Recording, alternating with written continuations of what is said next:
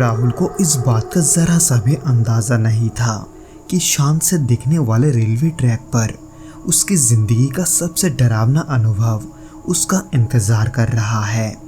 रात के अंधेरे में जब वो अकेला वहां से गुजर रहा था, तभी उसे दूर से कुछ ऐसा दिखाई दिया जिसने उसके होश उड़ा दिए। दरअसल उस ट्रैक पर एक आदमी खड़ा था, एक ऐसा आदमी जिसके धड़ से उसका सर ही गायब था। दोस्तों, आज के इस भौतिक घटना के एपिसोड को हम राहुल जी के पॉइंट ऑफ व्यू से सुनेंगे, जिनके साथ ये घटना वास्तव में घटा था।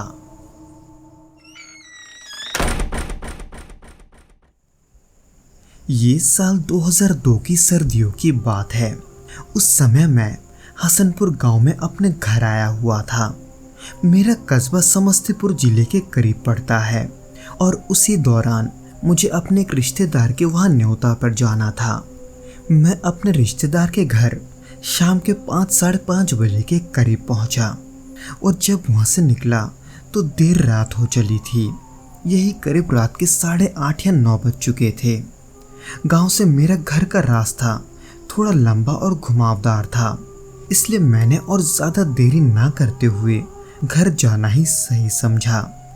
मैं जिस रास्ते से घर जा रहा था वहाँ एक रेलवे ट्रैक पड़ता था, एक ऐसा रेलवे ट्रैक जिसके किनारे से चलते हुए मेरे गांव का रास्ता था।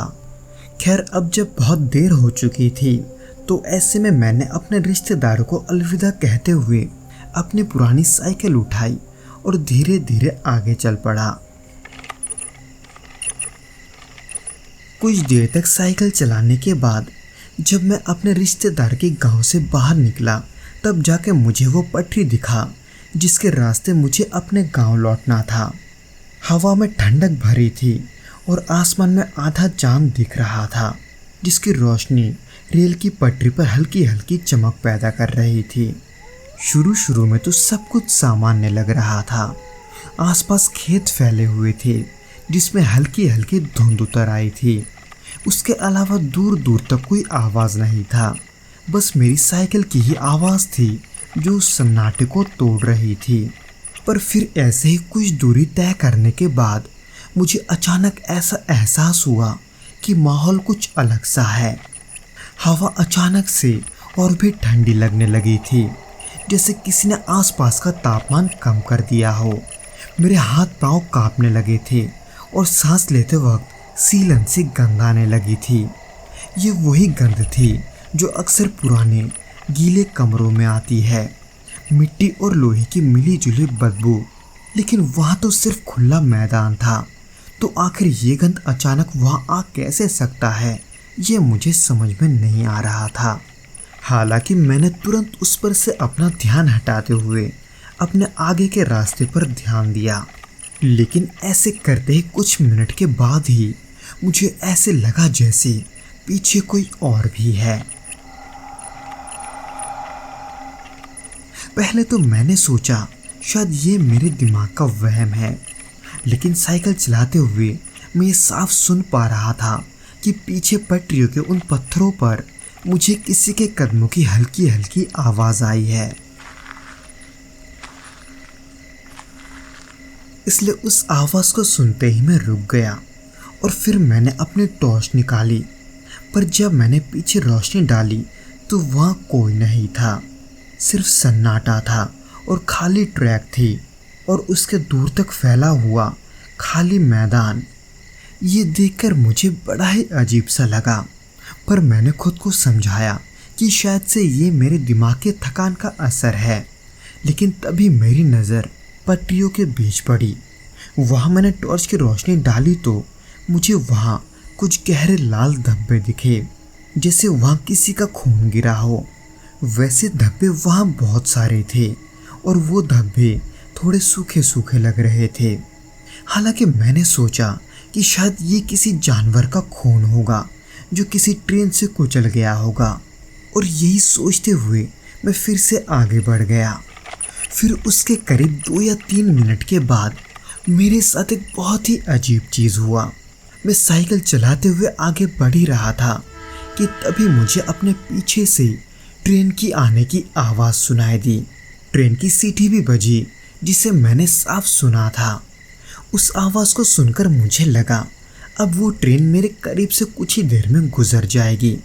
पर जब मैं ये देखने के लिए पीछे मुड़ा कि वो ट्रेन कितनी दूर है, मेरे पैरों तले से ज़मीन खिसक गया, क्योंकि मेरे पीछे कोई भी ट्रेन नहीं थी और वहाँ सिर्फ एक ही ट्रैक था जिससे सिर्फ एक ही वक्त पर एक ही ट्रेन आ सकता था। हैरानी इतनी हुई कि मैं अब सोच में पड़ गया था।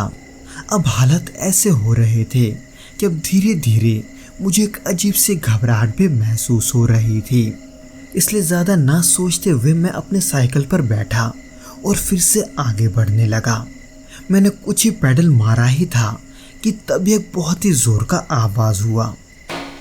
दरअसल वो आवाज़ मेरे साइकिल के टायर के फटने का था।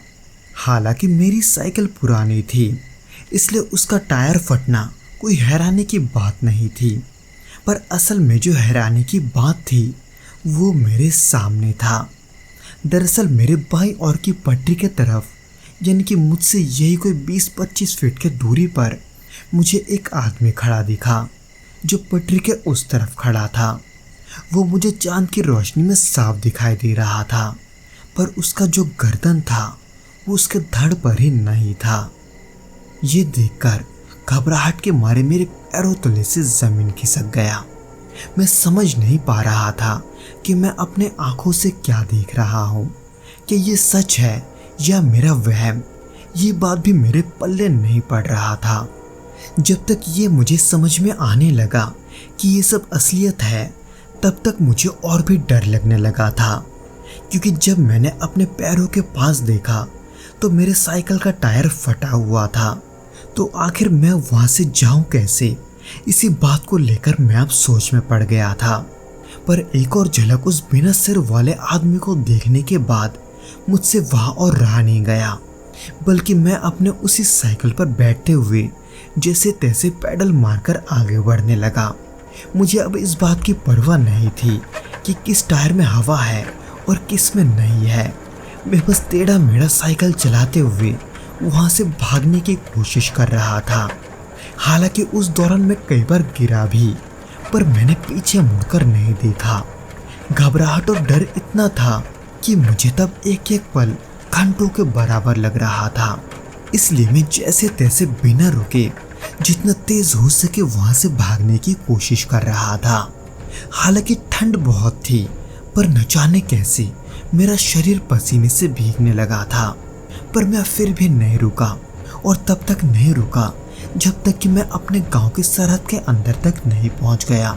यहाँ तक कि तब तक भी नहीं जब तक कि मैं किसी घर के पास नहीं पहुंच गया। वो रास्ता शायद से 20 या 30 मिनट के बराबर था, पर वो मुझे कई घंटों के बराबर लगा। जब मैं रुका तब मेरे हाथ पांव बुरे तरीके से कांप रहे थे। मुझे अब भी यकीन नहीं हो रहा था कि मेरे साथ अभी ये सब हुआ है। डर इतना लग रहा था कि घर पहुंचने के बाद भी मेरे हाथ पांव कांपने बंद नहीं हुए। ये सब मेरे साथ क्यों हुआ ये तो मैं नहीं जानता। शायद से वो के बुरा इत्तेफाक था, पर वो जो कुछ भी था वो बहुत बुरा था। इतना बुरा कि आज भी मैं उस रात के बारे में नहीं भूला, बल्कि वो आज तक की मेरी सबसे डरावनी रातों में से एक है। तो दोस्तों, ये तो था वो घटना जो कि राहुल जी के साथ घटा था। उम्मीद करता हूँ कि आपको ये वीडियो पसंद आया होगा, और अगर आया हो तो प्लीज़ इस वीडियो को लाइक करके इसे अपने दोस्तों के साथ शेयर ज़रूर करना, और हमें कमेंट करके ये ज़रूर बताना कि आपको ये वीडियो कैसा लगा।